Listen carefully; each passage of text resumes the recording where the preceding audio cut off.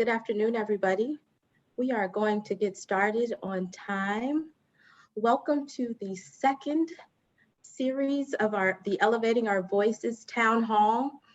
This is the second, and we're going to be talking to our workforce and economic community today via resources and topics concerning equity in energy efficiency and the green economy via our panelists today. So I'd like to thank everyone for joining us, all of our participants as well as all of our panelists.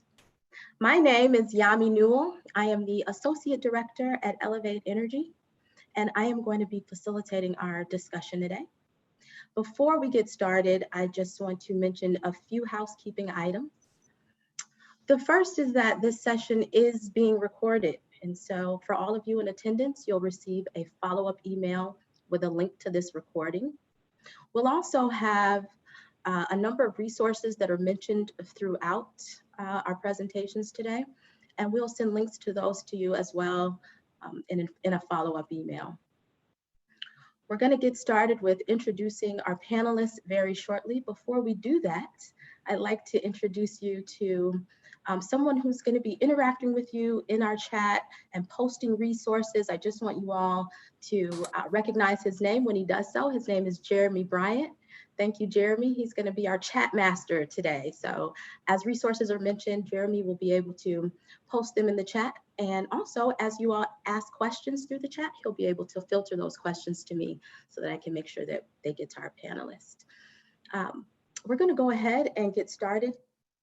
I'd like to introduce you now to our guest panelists. We have five wonderful individuals, experts in all their subject matters, who are going to join us as Elevate staff, as well as a community partner who's going to be here to talk to you all as well and answer questions and really provide an engaging dialogue. First, I'd like to introduce Chris Steinhoff, and he is the manager of our construction services at Elevate Energy. In addition, we have Ia Lewis, and she is our contractor development coordinator at Elevate. She's got some wonderful resources she's going to share with you all specifically for contractors in the green economy. We have Jeanine Otte. Jeanine is our associate Director of Workforce Development, and she's going to talk to you about some of the work that Elevate has been doing that's new around workforce, and she's also going to talk to you all about resources and equity in that space. Thank you, Jeanine. And we also have Dara Reiff. Dara is our senior manager for our nonprofit programs at Elevate, and she's going to be talking to the nonprofit community about resources, financial and otherwise, that are available. So we look forward to hearing from her as one of our panelists. And now we also have Jessica Sivels, and she's the Director of Property Management and Training with the Community Investment Corporation, also known as CIC. So welcome to all of our panelists. Thank you all for being with us. We're going to get started. Our first presenter is going to be Chris. Welcome, Chris. And he's going to talk to us about what it means for contractors to stay safe as we are entering into phase 4 of our reopening plan here in the state of Illinois. We want to make sure that safety and public health is a priority. So Chris is our in-house expert. And welcome, Chris. Thank you for joining us today. Oh, thanks, Yami. For those of you who have not met me, I am Christopher Steinhoff, the manager of the construction services team for Elevate Energy, and I'd like to share a few things that we've done to assist our contractors during the COVID-19 and the work stoppage. One of the very first things we did is we increased the communications with our contractors. We've already been communicating with them, but we increased it to bi-weekly calls with some of our team members and some other folks in Elevate. We've reached out to over 100 contractors, and the advantage of that we're multi-faceted, really. We wanted them to make sure that they didn't feel abandoned, but we were also looking for trends. We were asking them about what work that they had outside of Elevate. Had they laid off their contractors? Did they need assistance obtaining PPP? And we were interested in their ability to ramp up when we could get out to the field and do some work. And so we took those trends and then we offered some assistance where they needed it. And the advantages of the returns on these increased communications, and we had the opportunity to build new relationships with our contractors and definitely strengthen our old relationships. And of course, all these contractors ended with the assurance that this is not the end of times. Work is going to go on. It's just going to look a little bit different. Something else that we needed to do because of this work stoppage is figure out how to get work flowing again. So we have a team that does risk assessments right now, case by case, for all of the projects that are coming through Elevate. And we assess, what does the work area look like? Can you get to your work area safely? We definitely want to limit any contact with any occupants or other folks in the building. And then we take those risk assessments, run them by the funders, and get their okay. And that just helps us prioritize pipeline and get work going as fast as we can. But you can imagine it's very fluid as we move from one phase to the other. And of course, there's always the fear that we might move back a phase. So we're tracking what's been approved and just basically triaging that work and trying to get the contractors back in the field as fast as we can. One of the other opportunities of this COVID work stoppage is it gave us the opportunity to step back a little bit and update old processes and even create some new processes for the future. Just for an example, we're really looking hard at virtual assessments and what that will look like when we may not be able to put boots on the ground and go and assess a building. We've also increased our processes for onboarding to assist our contractors, because we imagine there's going to be a flood of work, and we're going to assist newer contractors getting out in the field their first handful of 3 projects to make sure that they're comfortable with a lot of the process and the documentation and what's required from some of our funders. And so bottom line is it's improving our processes, which is definitely going to help the contractors in the future. It's going to increase better quality and better services for the folks that we serve. And that's 3 of the major things the construction team, with some assistance of other elevators, have been doing to assist our contractors, looking towards the future and making sure our contractors do not feel abandoned and getting the work that they need so they can maintain their revenues. Thank you. Thank you, Chris.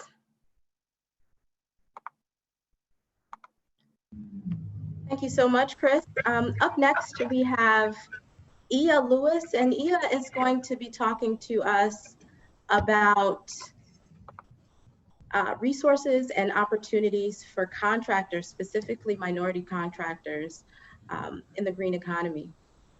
Ia, welcome, and thank you for being with us today. Thank you, and good afternoon, everyone. Thanks for joining us. So, along with safety resources that Chris outlined previously, there are a number of resources for minority contractors, 2 of which Elevate has been involved in. For those that are interested in expanding and adding services to their current businesses, that includes energy efficiency and solar projects. And that has been amplified with the recognition and acceptance of the fact that we need to reduce energy usage in our buildings, whether it's public and private facilities or residential homes.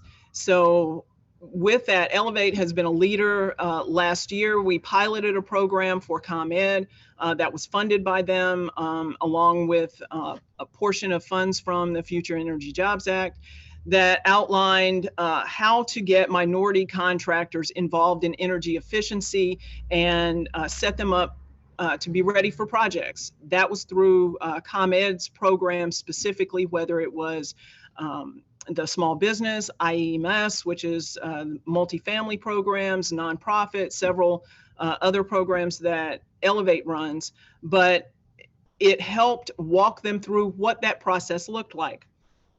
And as a result, one of our incubator participants was able to go through the vetting process with Elevate, and Eco Energy has been working with them for a little over a year now and has gotten some successful projects through that process.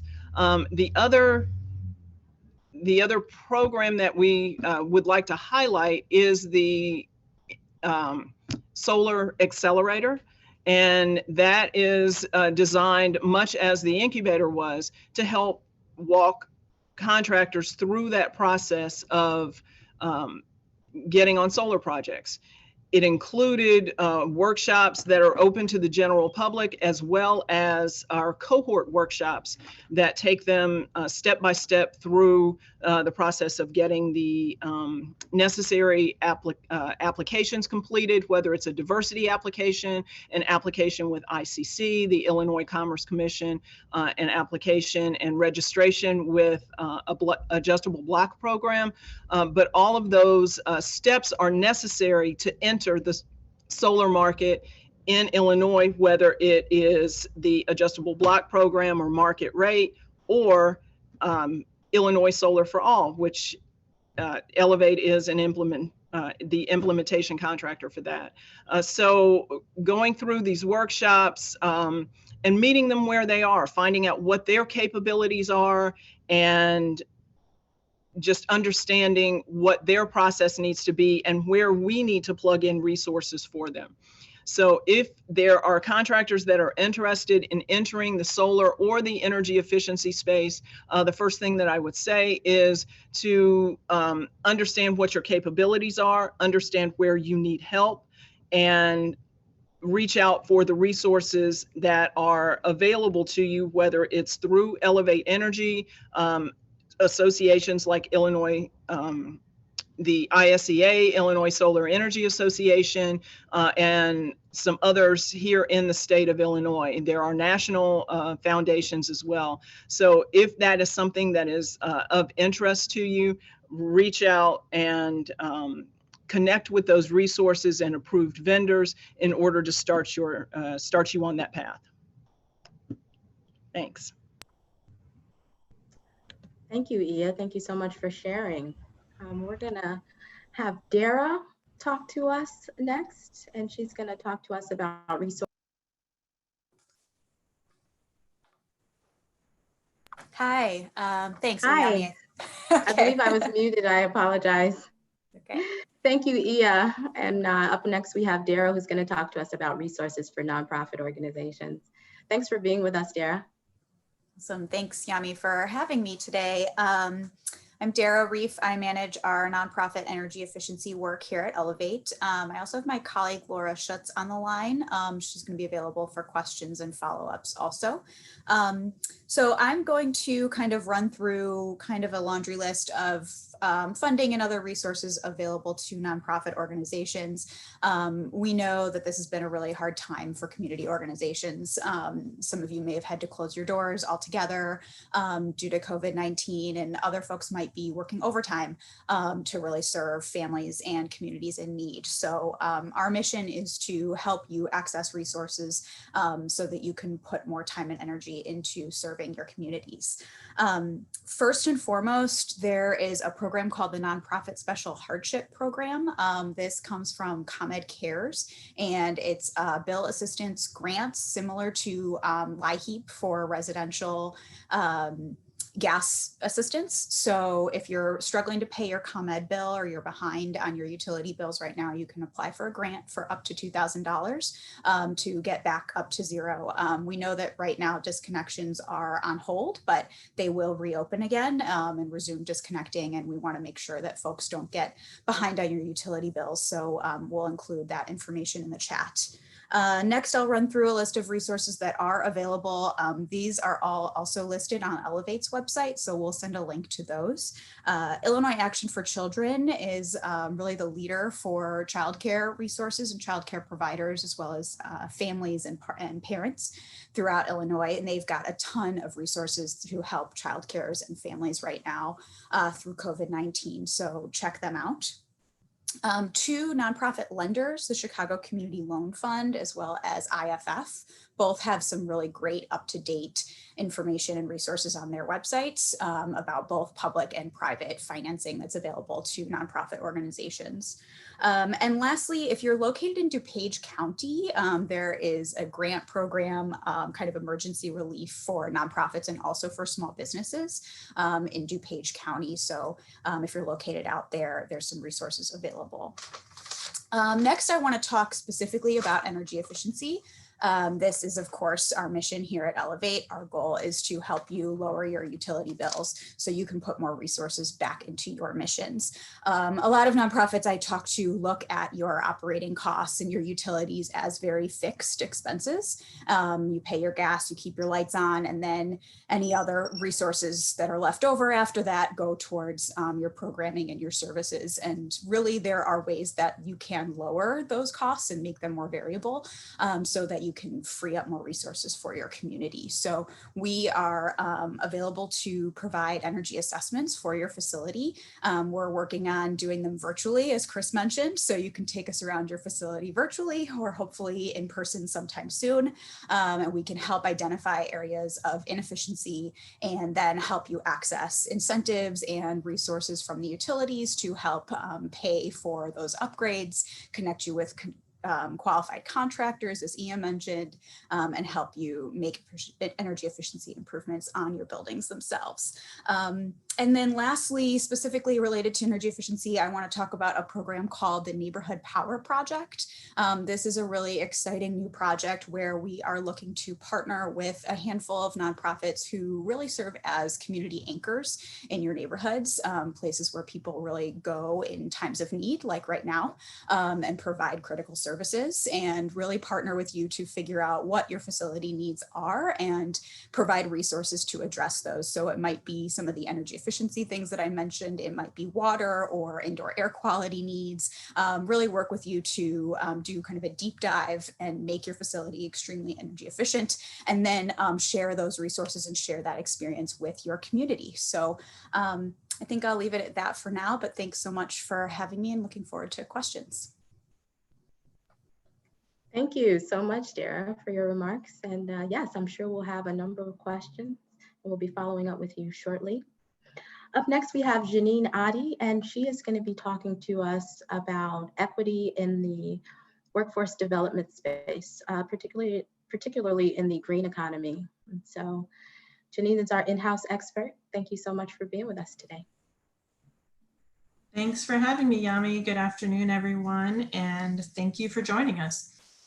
My name is Jeanine Otte. I'm the Associate Director of Workforce Development at Elevate Energy. And at Elevate Energy, our mission of smarter energy use for all places equity at the center of workforce. Even prior to COVID-19, we knew that it was important to prioritize investment and training in communities that have been most impacted by our fossil fuel driven economy, particularly communities of color, environmental justice communities, as well as alumni of the foster care system and folks who have been previously incarcerated. So Elevate Energy, we work with job seekers as well as small businesses of color within those populations that I mentioned to build a career or a business in solar energy efficiency. You can see some photos here of some of the participants we work with, as well as our larger team. Ia is also really involved in this work. You can move to the next slide.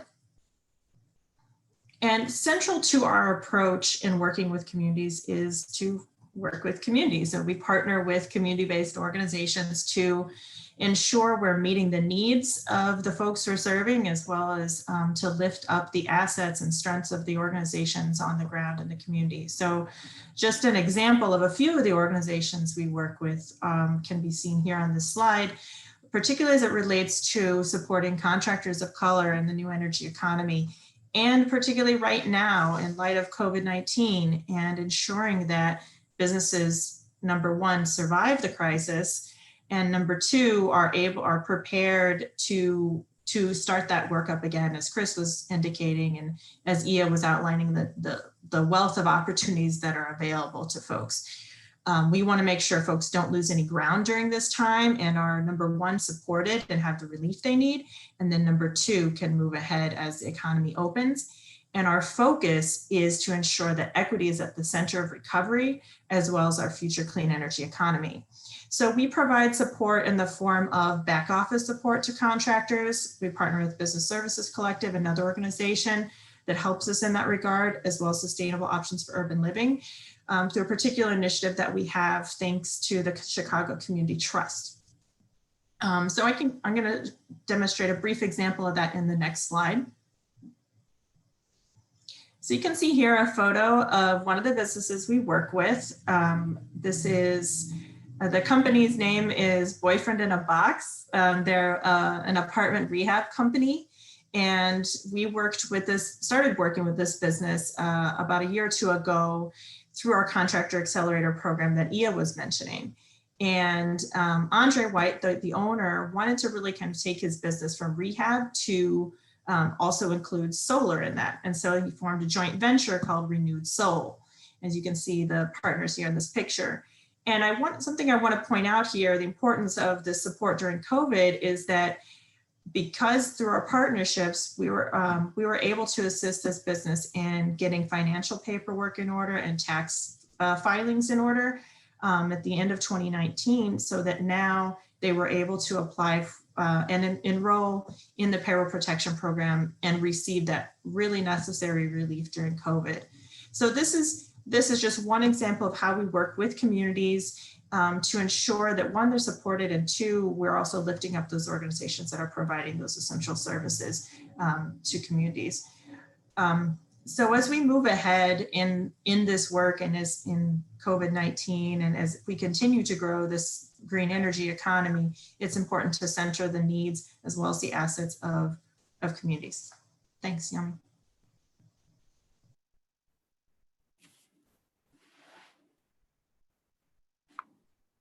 Thank you, Jeanine. Thank you so much for your remarks. And we look forward to the questions that we have coming in. Before we move on to our next panelist, I just want to remind our participants that we are not ignoring you. We really just ask for your undivided attention as our panelists move through their presentations, and we will absolutely get to your questions in the chat. I want to reassure you of that. So just make a note of that. We are keeping track of that, and thank you, Jeremy, for keeping us up to date. Thanks, Jeanine. Up next, we have Jessica Sivels, and she's joining us as our expert from the Community Investment Corporation. She's going to talk to us about resources for tenants and landlords during this time. Thank you for being here with us, Jessica.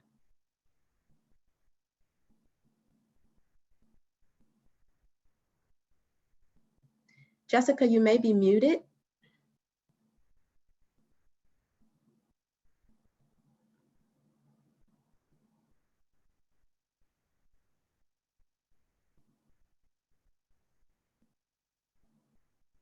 Bear with us as we are working to resolve Jessica's sound. Now? We can hear you now. Okay, sorry about that. To actually take my headphones off for some reason, so sorry about that. It's okay. Welcome. Yeah, thanks for having me. So I'm Jessica Sivels, Director of Property Management Training with Community Investment Corporation. I just want to share a few resources that we have available. If you go to the next slide. So CIC, Community Investment Corporation, and the Preservation Compact, which is our policy arm of our company, we understand that COVID-19, it took our landlords to a different space and quickly. So what happened, we compiled a web page that has a lot of resources for owners and for tenants. So it's listed available. They're going to put the link on our in the chat box so you can see. Resources for owners that we have is for lenders. Of course, communicating with whoever your lender is, to make sure that, you're financially okay during this time. A big piece to this, and, everyone, it's the tenant. And the reason why I say that, even though this is for owners as a resources, but it starts with the tenant. And you can move to the next slide, that'd be great. So operations. During COVID-19, it turned on a switch for a lot of smaller owners. And at CIC, that's pretty much my wheelhouse, the small to mid-sized owners that they don't have a lot of the capacities that other larger apartment managers would have. So providing education for them, this transition, we really didn't stop. So, you know, it's still, how do you do the online rent payments? How do I do virtual tours? All the information, we had to educate our small little landlords how to do this. And then it was also federal priorities. As you know, I'm located here in Chicago, but it was a statewide concern that, you know, our tenants would not be able to pay rent. And we had to reassure our landlords, well, how do we deal with that? How do we handle that? So, of course, our governor, he issued out various resources and pathways on how to handle those situations. So on our website, like I said, you can go to cicchicago.com and click on COVID-19. It gives you the list of it gives you a great detailed list of all type of resources on how do you handle rent collection, how do you find out, you know, the city of Chicago, they actually were first to actually do some type of subsidy for renters that they, you know, additional funds, it was rentals stimulus that they can help tenants pay their rent. Well, what happened, you know, it worked, but again, we're still in the pandemic now. So how do we find additional fundings? What do we do? You know, businesses are still shut down, but our landlords, these are small businesses because again, they depend on those rental payments to pay their mortgages. If you can go to the next slide. Okay, so again, it starts with the tenant. That's my biggest takeaway from this. It starts with the tenant. Tenants, you have to educate your tenants on various communication resources as far as where they can go for help. Again, it was a change for everyone, you know, a change in the way you communicate, a change in the way you do your showings. It was a change of pretty much how you would do your day-to-day operations. So again, CIC, well, we decided we had to go online. So all of our workshops are online now. They're on demand, no charge, on various topics on, you know, how to function in COVID-19. So my last takeaway, and then again, I'll answer your questions, is what the governor announced briefly, I believe 2 days ago, and talking about the additional funds for renters. And that's going to be a great package. I want you guys to go to IDA's website. It's actually listed here for the rental assistant. The program starts in August, so stay tuned about the details. But it is to assist the landlords and renters so we can keep all of our people in place and to keep them safe during COVID-19. Thank you so much, and I look forward to your questions. Thank you so much, Jessica. That's quite a bit of information that we have gone over so far from all of our panels. I want to thank everybody again for joining us. My next segment is going to be a question for all of the panelists. We've gone through a number of resources that each of you has offered to different demographics and groups across the state of Illinois. But we're still in very uncertain times, right? We're in the middle of an international pandemic, and we're also in the midst of one of the largest civil rights movements in history. And so we're always thinking about at Elevate, how do we rebuild our communities better, stronger, and more resilient? And so my question to the panelists is, based on your expertise, how do we utilize the current resources at our disposal to build our communities back better than they were before? And I would start this question with you, Ia, if you don't mind jumping in and starting off our conversation. Sure, thanks, Yami. No problem. I would say, you know, that's a great question. And I think all of us have been asking that since the beginning of the pandemic, is how do we not go back? And what improvements can we make while everything has stopped, everything has slowed down, and we have an opportunity to reset? So I would say utilize this time for training, most of the training now, all of the training now is virtual. So there is no transportation barrier. If you have access to a computer, a tablet, and sometimes even on your phone, I would say training and retooling your skills is imperative at this point. And for business owners, I would say looking at not only where you are currently, but understand what your capabilities really are. All of us had to make this shift in an emergency mode. It happened more quickly for some than for others, but it had to happen for all of us. So looking at the resources that you've been able to pull, whether it's a PPP loan or additional resources within your own communities, and just understanding, use those resources as a springboard forward for your business. Whether it's hiring that virtual assistant, because now everyone needs one, retooling your skills as a business owner in order to expand your offerings as far as whatever market you're in. So I would say, definitely using this time as a reset and understanding the resources available to you and taking advantage of all of them that you can. Thank you. Yeah, thank you, Ia. And it really resonated with me, as you mentioned, leveraging this time to invest in training, right? A lot of sort of the transportation barriers are not in our way in the same way that they were before. However, we are noticing, right, that's coming to the forefront is a technology barrier. And I was wondering if I could ask Jeanine this question. I know training is a significant component of the workforce development work that you're involved in. How has your program shifted to address, this gap? Sure. Thanks, Yami. That's a great question. As Ia said, I think we all really sort of were forced to transition quickly, but at Elevate, we also made sure that we took time to step back and really think about what makes the most sense right now. How can we respond in a way that is appropriate and what folks really need and want?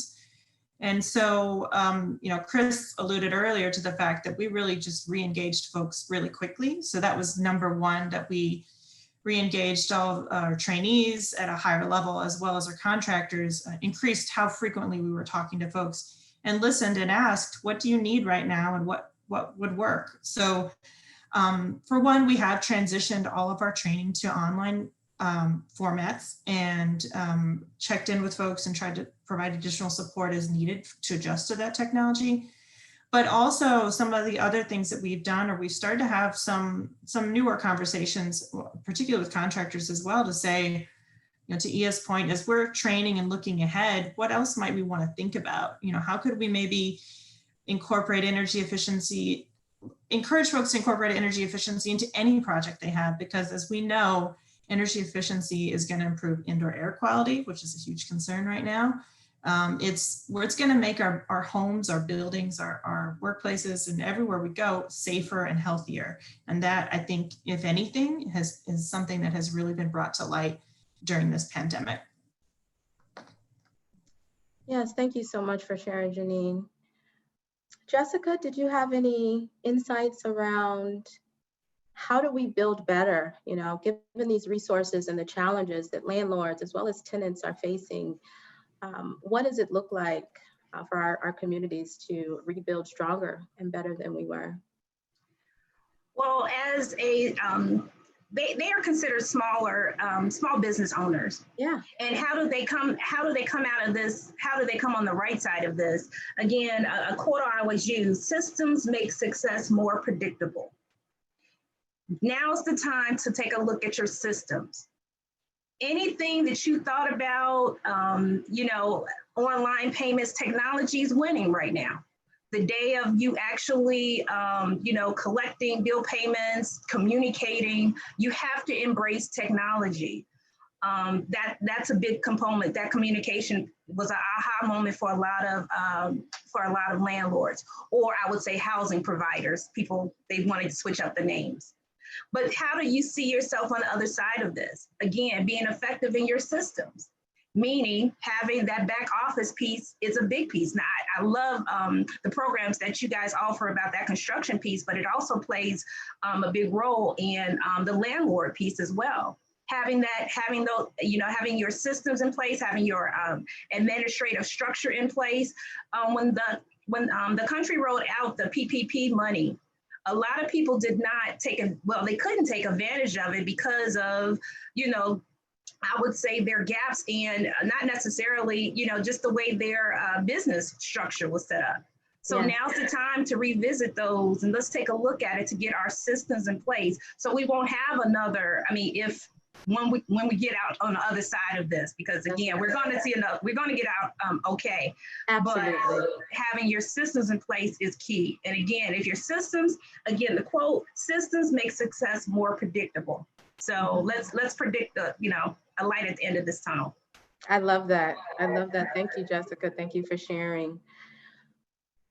Up next, we're going to filter some questions from the chat. Thanks, everybody. We've been getting a lot of participation, and I don't want folks to have to wait any longer. So I'll direct the questions to the appropriate presenter or to all of our presenters. So our first question from the chat, and thank you, Jeremy, for our chat master. Our first question from the chat is, how does an organization go about seeking partnership with Elevate Energy? I'm not exactly sure if this is a nonprofit organization or a business, so maybe we could hear both from Ia as well as Jeanine. Yami, can I say, if they go to our website, there are avenues for whether you're a building owner or a contractor wishing to contact us. Awesome. Thank you, Chris. If you all don't mind, if you're speaking, to just share your video. All of our panelists may share their video at this time. And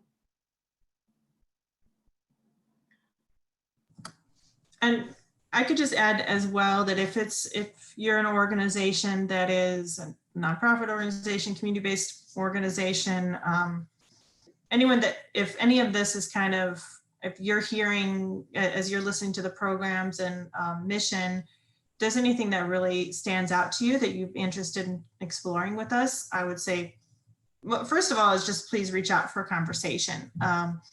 I know all of us are probably happy to do that. And I think that's really kind of the step to take. And then if there's sort of more specific process around contracting, if you're interested in doing contractor work with Elevate, as Chris mentioned. So yeah, I think our contact information is going to be provided later. Absolutely. We'll make sure that Jeremy has that posted as a resource in the chat, and it will also be available in our follow-up correspondence with you. Thank you, Jeanine. This is a natural segue because our next question looks like it's directed for you. Is there an age requirement for the workforce development program? So we have a solar installer training program that we run in partnership with Millennium Solar Electric Training Academy. For that, the minimum age is 18.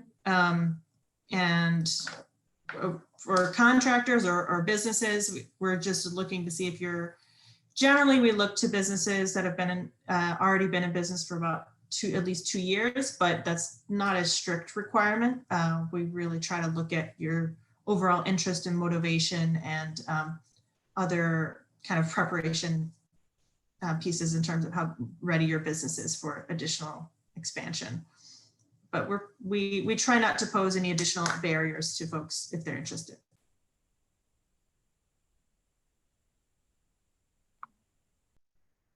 Great. Thank you. I believe we have one other question. Let me make sure that I'm reciting it properly. Excuse me, folks.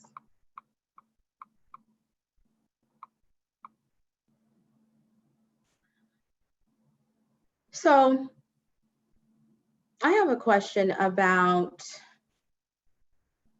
what are some of the current barriers?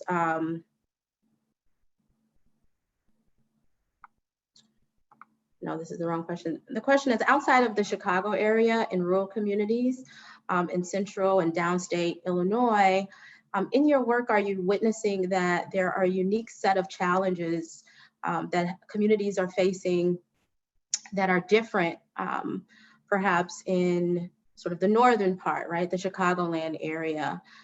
And if so, could you speak to that a little bit? And this is an open question. So actually, Jessica, I'd like to hear what your thoughts are about that. Okay, should we talk about Chicago? How much time do I have? Well, this is actually talking about statewide. So are there differences in the communities from, you know, challenges in urban areas versus more rural areas across the state? Are you witnessing that the challenges that people are facing tend to be unique depending on where they live? Okay, because again, that's the unique challenge that they're outside of the city of Chicago. So every, you know, the different counties, different communities, they all have their different challenges. During this time, I would see, you know, I really don't get a lot of calls from, you know, Champaign or Springfield. You know, pretty much my group is the 6 counties outside of Cook. So, you know, as far as, you know, I really can't talk to what happens, you know, downstate. I would say one of the challenges in landlording would be student housing. That's going to be a big challenge for a lot of people, how to deal with that, because again, that is an income property that Chicago is going to face as well, but especially those urban communities that rely on those student housing incomes, that's going to become an issue, because now what do you do with those units? How do you manage those units now that you have to have the social distancing space? It's going to be totally different on what that looks like if they are required to open up next month. Some of the schools, you know, they are going back, but how does that look? How does that, you know, change your actual income for, you know, for being a housing provider to have, you know, that's some people's bread and butter is that housing, that student housing that they provide outside of, you know, other than that, other, you know, challenges, the same thing about the workforce. That's going to be a big issue if that continues, because again, you know, the federal government, they're only going to have so many resources. So the ability for that person to pay. Yes, we want to keep people in there, they're stable, you know, give them good housing. However, the mortgages, they're still going to have to be paid. So it has to be an answer for that too. So how do we reopen safely? But it's going to be a challenge in those different sectors outside of Chicago. Thank you so much, Jessica. We have another question from the chat.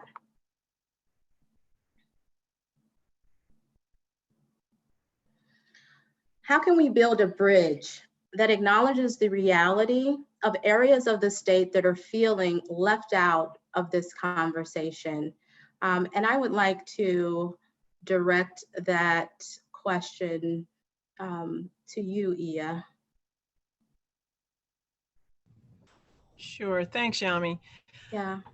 I think one way to bridge that gap is to figure out a way, now that everything is virtual, to offer the similar services, maybe not exactly the same, but similar services to those rural communities that have been left out of the conversation when transportation was an issue, when on-site training, hands-on training opportunities, those kinds of things were maybe not available to them. But now that there are virtual everything, getting them involved on that virtual platform. Like I said, whether it's a laptop, a cell phone, or a tablet, figuring out a way to provide those virtual services to them so that they can retool their skills, increase their skill levels, and be ready for when the economy completely opens up, if that ever happens again, but so that they have the tools and the skills available to them to for virtual job fairs, so that they'll fare a little better, and just adding those items and skills to their resumes. Thank you, Ia. That was very insightful. I'd also like to include comments from Jeanine. I know our workforce development program is statewide, and I'm wondering if you could speak to that question as well, Jeanine. Sure. So thanks, Yami. Yeah, made a great point about just, I think that there is an opportunity to expand access now in a way, in an interesting way, with virtual platforms. In addition to that, I think what we've seen, we're finding anyway, in our workforce development programs is, particularly in, for example, Southern Illinois, where we're working, there really has just been historically not a whole lot of information that's been shared or resources that have been shared as it relates to energy efficiency, solar, et cetera. And so what we're finding is that when we go to communities and we start to share information, people are really, one, really grateful to have the information, and two, excited to put it into action. And for example, in Southern Illinois, just the other day, I was reading about really the very high rates of unemployment that we're really seeing across the state, of course, right now in light of COVID, but being able to also address other barriers that may be a little bit, that are somewhat unique sometimes in rural areas, particularly as it relates to transportation, for example, there's less access around workforce. Really just, I think the main thing that we're finding is that level of just education awareness and inviting, I would really add also inviting folks who have been on the ground for many years, doing social service work, doing workforce development work, doing just education in the communities, inviting them to be part of the conversation as we try to figure out, to your point, how are we going to rebuild, and how are we going to rebuild now with equity at the center? Thank you so much, Jeanine. I'd like to extend this question to you, Chris, as well. In our contractor community, what are some of the unique challenges that we're seeing that are creating a barrier between where we are now and where we need to be with regards to building better and stronger than we were before?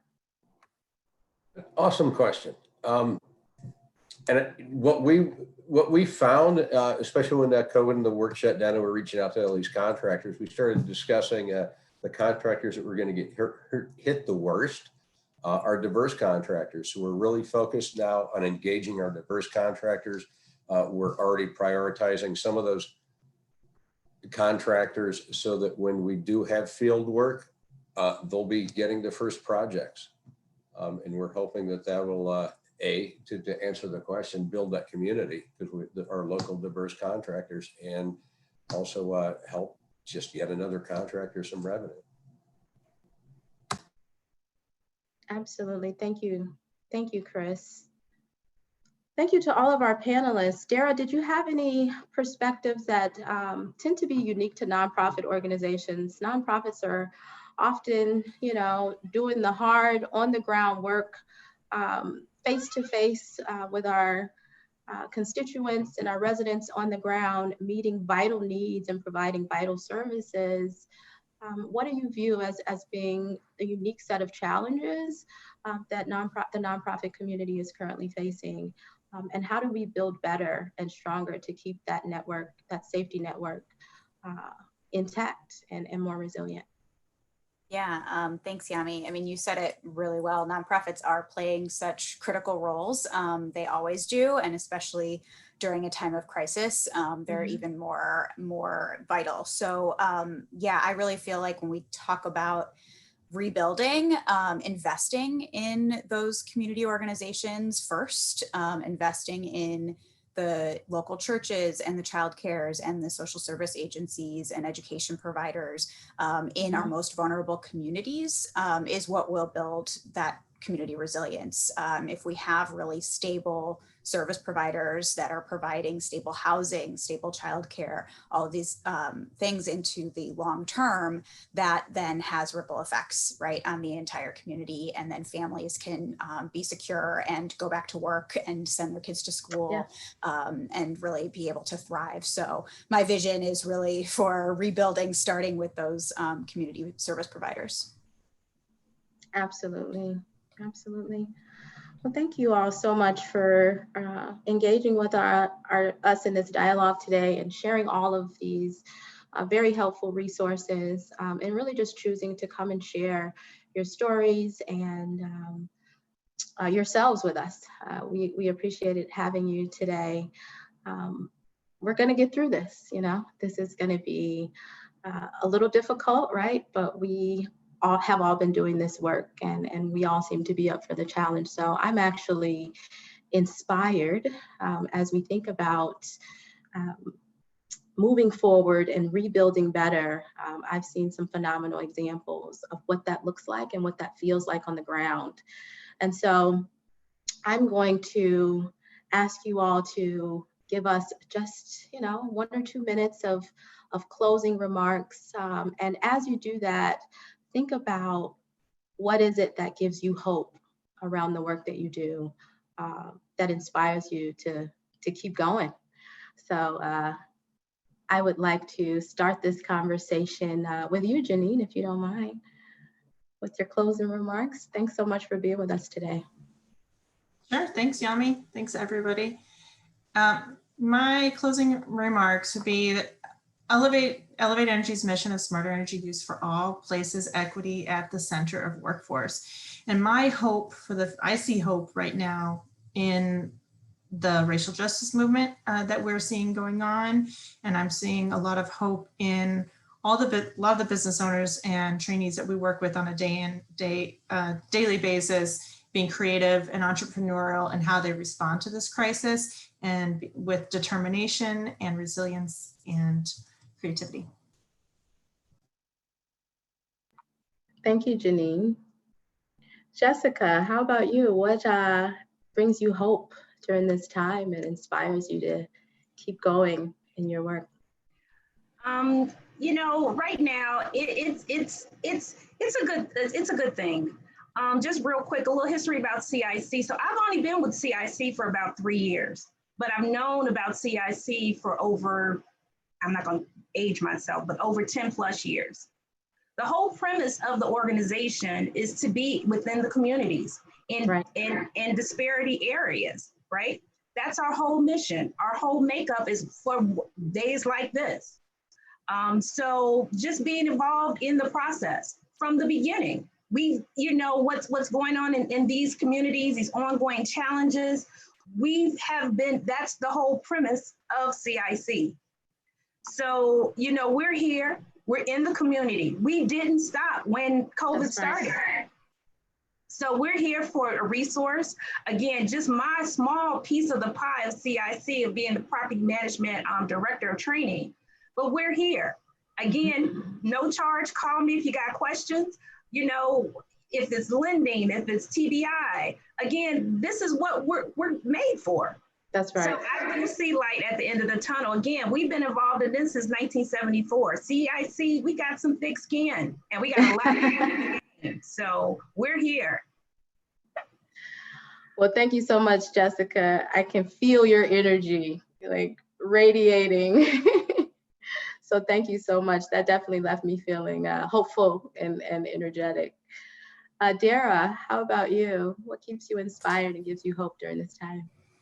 Yeah, you know, I feel a lot of hope and inspiration every day working with nonprofit organizations that have all kinds of really important missions. I feel humbled every day. And, you know, I think about nonprofit leaders have so many more important priorities than thinking about their energy use and thinking about maintaining their buildings. I mean, you all are literally saving lives and on the front lines. And the last thing you should worry about is your building maintenance, right? And keeping your electricity on or your heating and cooling system running. So if we can help kind of help you operate even a little bit more efficiently and save even a little money that can go into that mission that you're delivering on every day, then I feel like I've done my job, and that keeps me going every day. So I also just really want to thank any nonprofits out there for all the work you're doing right now. So thanks. Awesome. Great. Thank you, Dara. Thanks so much for being with us today. Yeah. How are you doing, and what keeps you inspired and hopeful during this time? Oh, thanks for having me. I've enjoyed being on the panel with all of you.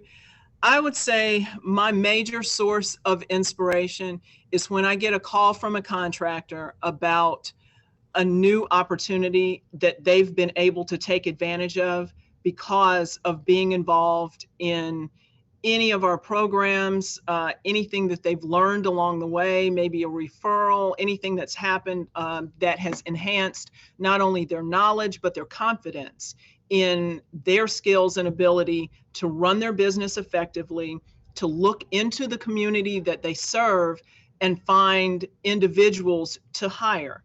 And the collaborative effort that has come forth especially in this age, with our small minority contractors, but just overall in recognizing that we are all in this together, that no one of us can do it alone, and looking to each other for and as a resource. So I would say that that gets me up in the morning. Definitely.